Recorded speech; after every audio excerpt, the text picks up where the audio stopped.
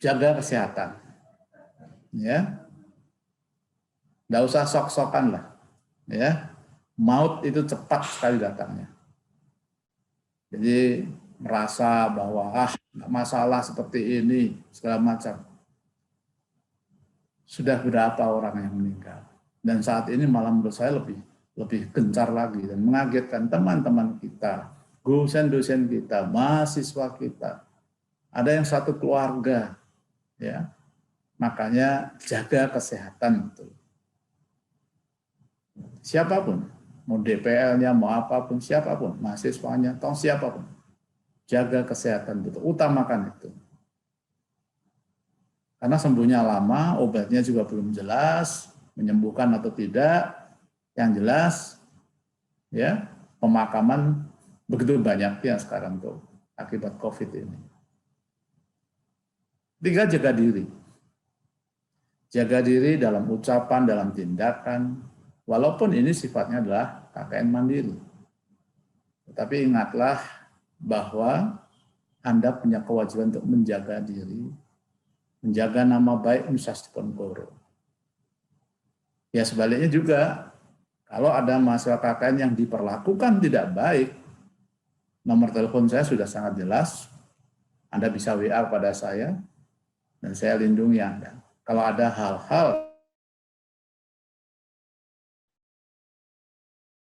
keuangan negara tidak sesuai dengan protokol ya penyelenggaraan KKN. Jadi saling mengevaluasi atas apa yang dilakukan dalam proses KKN ini. Yang keempat, berikan yang terbaik. Berikan yang terbaik.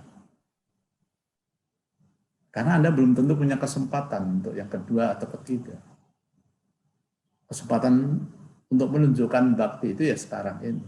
Pas KKN ini, Anda sudah punya ilmu, Anda manfaatkan itu.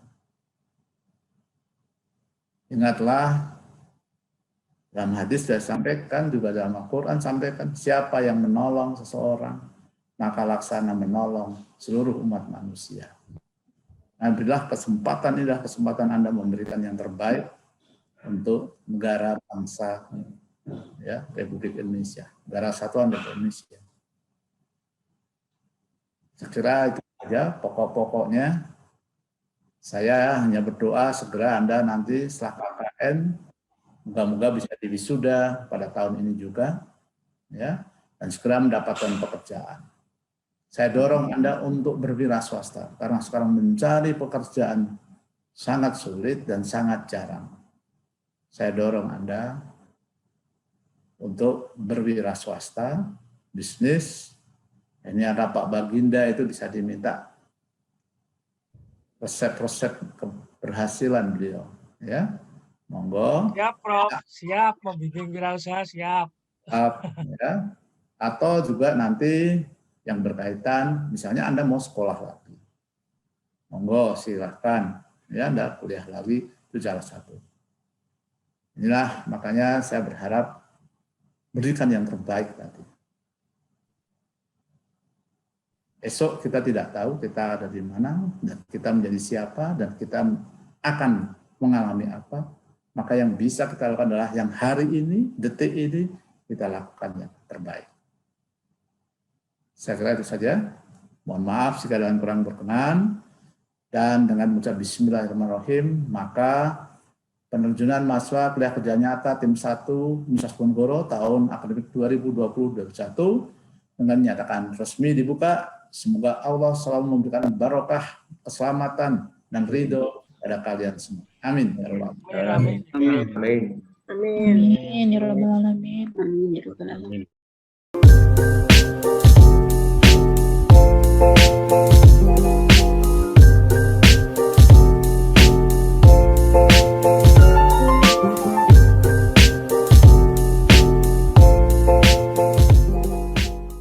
Halo semuanya, perkenalkan nama saya Dava Ilzawi Pratama.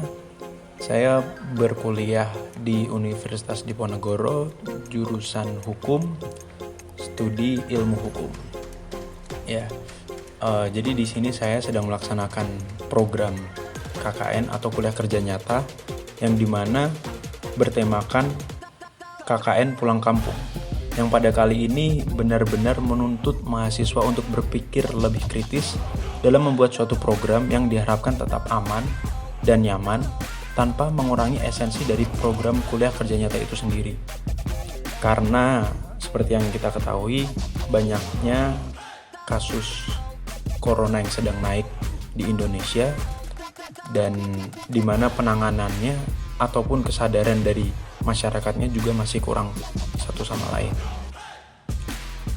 Di sini saya membuat berbagai macam program, yang dimana program pertama adalah tentang mensosialisasikan mengenai Peraturan Wali Kota Nomor 57 Tahun 2020, di mana di peraturan tersebut menjelaskan mengenai berbagai macam cara untuk menangani penyebaran atau memutus rantai corona di Jawa Tengah, terspesifiknya di Kota Semarang dan Kabupaten Semarang.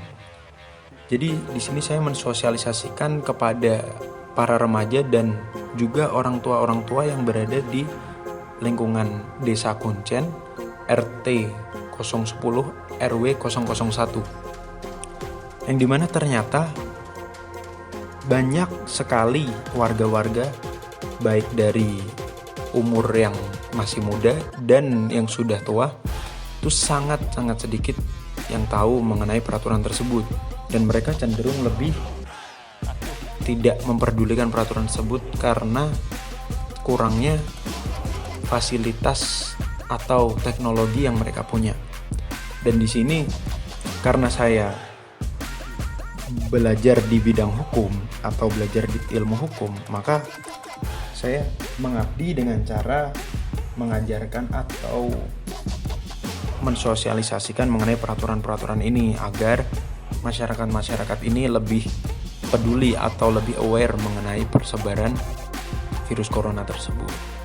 Dan yang kedua adalah di mana saya berusaha untuk membagikan masker dan juga hand sanitizer untuk orang-orang yang memang kerjanya itu harus di lapangan, tidak bisa di rumah, work from home, ataupun kerja-kerja yang bisa dilakukan di rumah. Jadi di sini saya memberikan masker gratis yang saya berikan saat saya sudah memberikan sosialisasi dan juga memberitahu mereka akan bahayanya kasus corona ini.